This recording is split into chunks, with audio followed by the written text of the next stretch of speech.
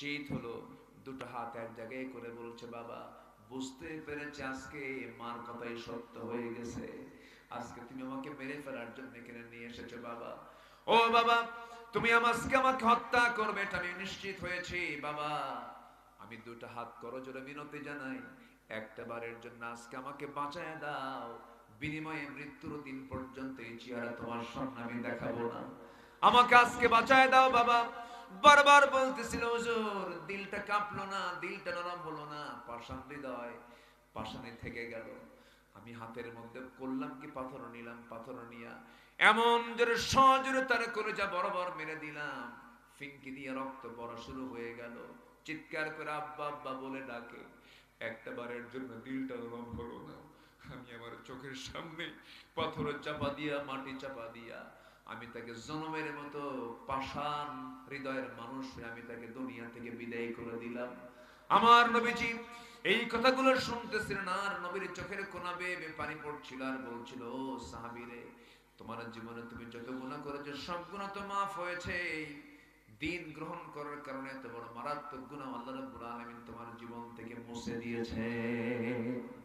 আমার ভাইরা, সে অসভ্য মানুষগুলোকে সভ্যতার মানদণ্ডে নিয়ে আসলেন, আল্লাহ ওয়ালার কাতারে নিয়ে আসছেন, অন্য কিছু দিয়ে নয়, একমাত্র কি দিয়ে বলেন? কোরআন দিয়ে তাদেরকে ঈমান শিক্ষা দিয়েছেন। আমরা এক নম্বর ঈমান আনবো, কি আনবো বলেন? ঈমান। নাম্বার 2 হলো জিহাদের কাজ করব, জোরে বলি ইনশাআল্লাহ। কিসের কাজ বলেন? জিহাদের কাজ করতে হবে। যে ঈমান জিহাদের পক্ষে কথা বলে না, যে ঈমান দিন প্রতিষ্ঠার পক্ষে কথা বলে না, তার ঈমান আনাই হয় নাই। জিহাদের দরকার আছে না নাই? আমার দেশে রাষ্ট্রীয় ক্ষমতা ইসলাম আসুক চায় না এমন লোক বুঝে একটাও নাই, এই সমাজে নাই, এই এলাকায় নাই। আল্লাহর জমিন, আল্লাহর দিন কায়েম হোক, এটা অনেকেই চায় না। এই দেশের বিশাল সংখ্যক মানুষ তারা মনে করে ইসলামটাকে নামাজে মানবো, রোজায় মানবো, এটা আবার রাষ্ট্রে নিয়ে আসার দরকার কি? এই চিন্তা যে সময় বান্দার মধ্যে জাগ্রত হবে, সেই সময় ওই বান্দা কাফের হয়ে যাবে। কি ঠিক কিনা বলেন? মানে না, সে রাষ্ট্রীয় জীবনে ইসলামকে মানে না, রসুলকে খুব মহব্বত করে, রসুলের সুন্নতকে মানে, দাড়ি রাখে, মাথায় টুপি দেয়, জুব্বা পরে, সুরমা লাগায়, মিষ্টি খায়, কিন্তু যদি বলা হয় রসুলকে রাষ্ট্রীয় নেতা হিসেবে গ্রহণ করতে হবে, তখন সে আপত্তি করে, এগুলো উম্মত নয়, এগুলো ভণ্ড, এগুলো প্রতারক। আল্লাহ তুমি সবাইকে হেদায়েত দিয়ে দাও, জোরে বলি আমিন। নাম্বার 3, তাকওয়া অর্জন করতে হবে। এটা হচ্ছে আখিরাতের প্রস্তুতির একটা গুরুত্বপূর্ণ পর্ব, তাকওয়া অর্জন করতে হবে। নাম্বার 4 হলো ন্যায় প্রতিষ্ঠার সংগ্রাম করতে হবে। নাম্বার 5 হলো দ্বীনের সঠিক ইলম অর্জন করতে হবে। নাম্বার 6 হচ্ছে অধিক সংখ্যক নেক আমল করা। বদ আমল হবে, হবে না কেন, মানুষ তো, কিন্তু নেক আমলের পরিমাণটা হতে হবে কম না বেশি। এবং যদি কোনো গুনাহ হয়, হতে পারে সগীরা গুনাহ, কিন্তু কবিরা গুনাহ একজন ইমানদার বান্দার জীবনে হতে পারে না। এটা সবচেয়ে বড় চ্যালেঞ্জ আখিরাতের জন্য। নাম্বার 7 হলো ধৈর্য ধারণ করা। ধৈর্যের দরকার আছে না নাই? এই যে মাহফিলে বসে আছেন, এটা কি কিসের পরিচয়? ঠান্ডা না? গায়ে কাপড় চোপড়, অনেকে পর্যাপ্ত কাপড় চোপড় নিয়ে আসতে পারেন নাই, কষ্ট করে বসে আছে। তাহলে মাহফিল বসা আগে না ধৈর্য আগে? নামাজ আগে না ধৈর্য আগে? নামাজ আগে না ধৈর্য আগে? ধৈর্য আগে। বিয়া আগে না ধৈর্য আগে? হ্যাঁ, কিচ্ছু কয় না। ধৈর্য। আপনি বিয়ে করলেন, বিয়ে করে বনিবনা হয় না, একদম একসঙ্গে 10 তালাক মেরে দেয়, আছে না বলেন তো? আচ্ছা। বিবাহিত জীবন হলো ধৈর্যহীনতার জীবন না ধৈর্যশীলতার জীবন? ধৈর্যশীলতা, অনেক সহনশীল হতে হয়। হ্যাঁ, আলহামদুলিল্লাহ। আপনি কই ছিলেন? সামনে বসে।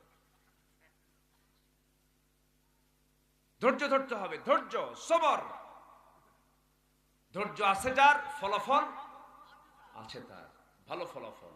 ধৈর্য নাই, ভালো ফলাফল নাই। মেজাজের ভারসাম্যহীন হওয়া যাবে না, ধৈর্যশীলতার পরিচয় দিতে হবে। মেয়েরা জন্মগত ভাবে তারা সোজা হাড়ে না বাঁকা হাড়ে? সোজা হাড়ে না বাঁকা হাড়ে?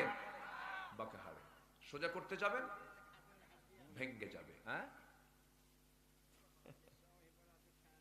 হ্যাঁ, খুলিকাত মিন দিলাইন, মেয়েদেরকে সৃষ্টি করা হয়েছে বাঁকা হাড়ে। আপনি যদি এটাকে সোজা করতে যান ভেঙে যাবে। আপনার বউটা যদি কালো হয়, আপনি কালো বলতে পারবেন না, কালো বললি প্যাঁচ লাগবে। বলবেন তুমি আমার চোখে আকাশের পূর্ণিমাতে চাঁদের মতো, দেখবেন খুব খুশি হয়ে গেছে। হ্যাঁ, কি করলো জাতের মেয়ে? আপনার বউটা ঠিক আছে তো? ঠিক আছে, বলি আলহামদুলিল্লাহ। জি, খুব ভালো, সব ভালো। সব কার পরিবার বলেন তো? আমরা সব কার গোলাম? আমরা সব কার গোলাম? কালো বানাইছেন কে? ধলা বানাইছেন কে? চিকন করেছেন কে? মোটা করেছেন কে? দোষ কার? আল্লাহ। শেষে আল্লাহর দোষ দিয়ে দিলেন না? সবই সুন্দর, সবই সুন্দর। সাইয়েদনা বেলাল কালো ছিলেন, সাআদ আল আসওয়াদ আস-সুলাইমি কালো ছিলেন, সাইয়েদনা লোকমান যার নামে কোরআনের একটা সূরার নামকরণ হয়েছে, কালো মানুষ ছিলেন। কালো, খাটো, নাক বোচা, দাঁত ফাঁকা, চুল খাড়া, পায়ের গোড়ালি ফাটা। পায়ের গোড়ালি ফাটা লোক আছে না কিছু? লেপের কাপড় ঠিকই না, আছে না? আছে না? বলেন তো আছে? দুই জনে যায় না। ইরে বাপরে বাপ, এত শক্ত ফাটা পা, কাপড় কুলায় না। এই লোক ছিলেন লোকমান। সে লোকমানকে আল্লাহ তাআলা কি বিখ্যাত করে দিলেন, কি ওয়াজ তার। একজন ওয়াইজের ওয়াজ আল্লাহ তাআলা কোরআনে ঢুকায় দিয়েছেন। ওহুয়া ইয়াইযুহু, কি ঠিক আছে না? লোকমান ওয়াজ করছেন, ওহুয়া ইয়াইযুহু, সন্তানদেরকে বলছেন ইয়া বুনাইয়া লা তুশরিক বিল্লাহ, শিরিক করো না, শিরিক করো না, বিদআত করো না, আল্লাহ ছাড়া কারো কাছে মাথা নত করো না। করা যাবে? কারো সামনে মাথা নত করা যাবে?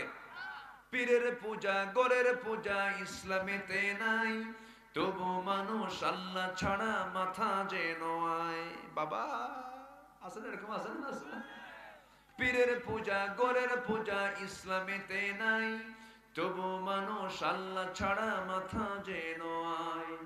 আল্লাহর কোরআন নবীর হাদিস ছাড়া কিছুই মেনো না, শিরক করো না, বিদআত করো না, আল্লাহ ছাড়া কারো কাছে মাথা নত করো না। জোরে বলি আমিন। মাথা নত কার সামনে করব? আল্লাহর সামনে করব আমরা। আল্লাহ কবুল করুন, জোরে বলি আমিন। যুবকরা রাগ করলাম মনে হয় নাকি? অনেক ধমক টমক দিছি।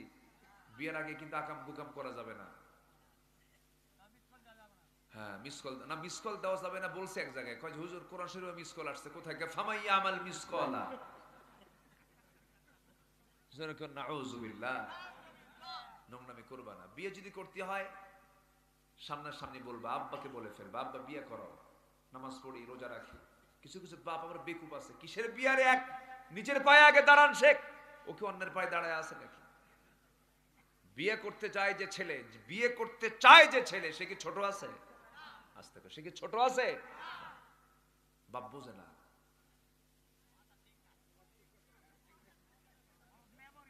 হ্যাঁ, কিছু কিছু কিছু বাপের সমস্যা আছে না নাই?